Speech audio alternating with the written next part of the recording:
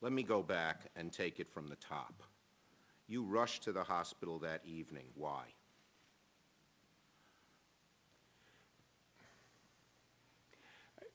I'm only hesitating because I need to explain why. Please. I'll give you all the time you need, sir.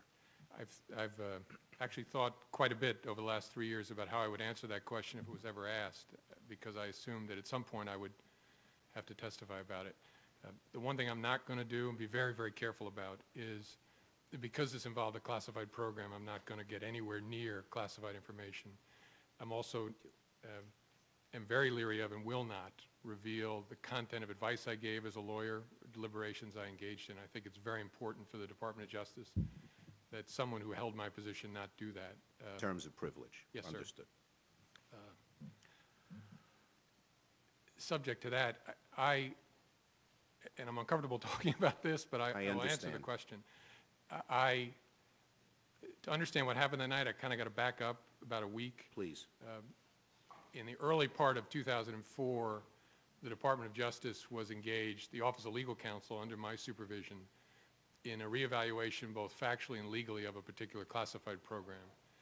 And it was a program that was renewed on a regular basis and required signature by the Attorney General certifying to its legality.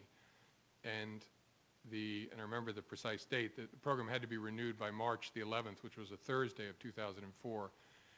And we were engaged in a very intensive reevaluation of the matter.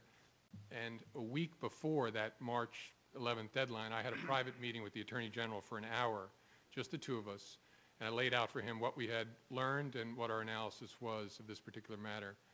And at the end of that hour-long private session, he and I agreed on a course of action. And within hours, he was stricken and taken very, very ill. You thought something was wrong with how it was being operated or administered or overseen? We had concerns as to our ability to certify its legality, and which was our obligation for the program to be renewed. The Attorney General was taken that very afternoon to George Washington Hospital, where he went into intensive care and remained there for over a week, and I became the acting Attorney General. And over the next week, particularly the following week on Tuesday, we communicated to the relevant parties at the White House and elsewhere our decision that as acting Attorney General, I would not certify the program as to its legality, and explained our reasoning in detail, which I will not go into here, nor am I confirming it's any particular program. That was Tuesday that we communicated that. The next day was Wednesday, March the 10th, the night of the hospital incident, and I was headed home at about 8 o'clock that evening.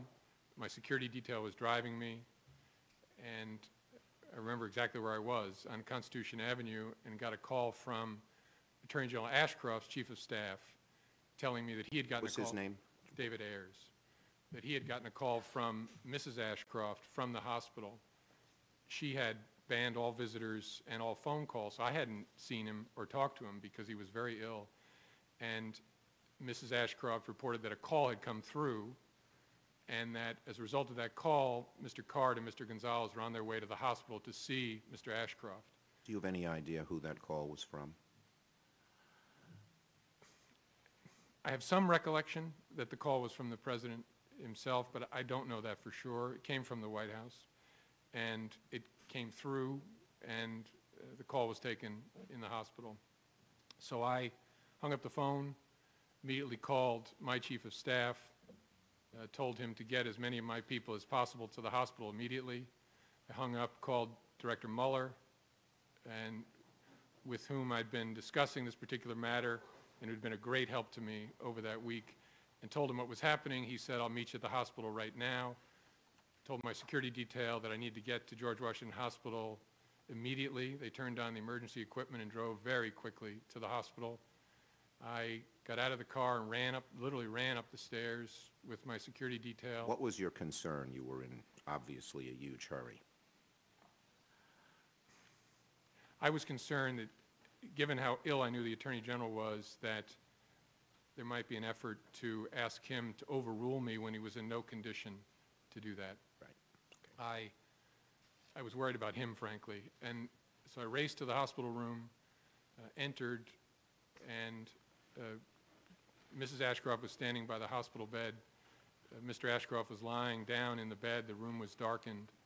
And I immediately began speaking to him, trying to orient him as to time and place and try to see if he could focus on what was happening. And it wasn't clear to me that he could.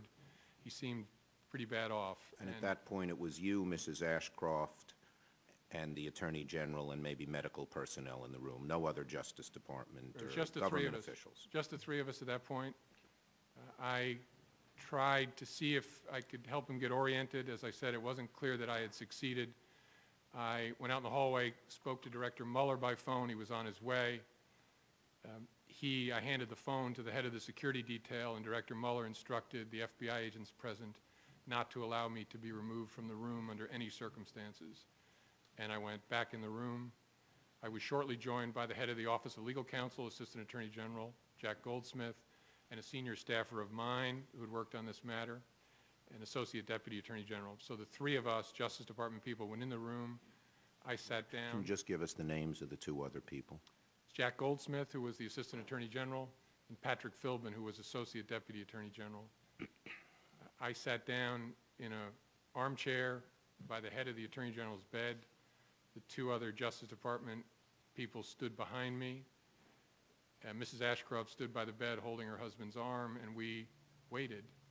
And it was only a matter of minutes that the door opened and in walked Mr. Gonzalez carrying an envelope and Mr. Card. They came over and stood by the bed, greeted the Attorney General very briefly, and then Mr. Gonzalez began to discuss why they were there, to seek his approval for a matter, and explain what the matter was, which I will not do. And Attorney General Ashcroft then stunned me. He lifted his head off the pillow and in very strong terms expressed his view of the matter, rich in both substance and fact, which stunned me, drawn from the hour-long meeting we'd had a week earlier, and in very strong terms expressed himself, and then laid his head back down on the pillow, seemed spent, and said to them, "But that doesn't matter because I'm not the Attorney General."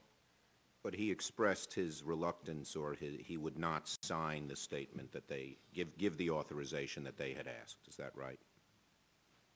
Yes. And as he laid back down, he said, "But that doesn't matter because I'm not the Attorney General. There is the Attorney General," and he pointed to me when I was just to his left. The two men did not acknowledge me. They turned and walked from the room.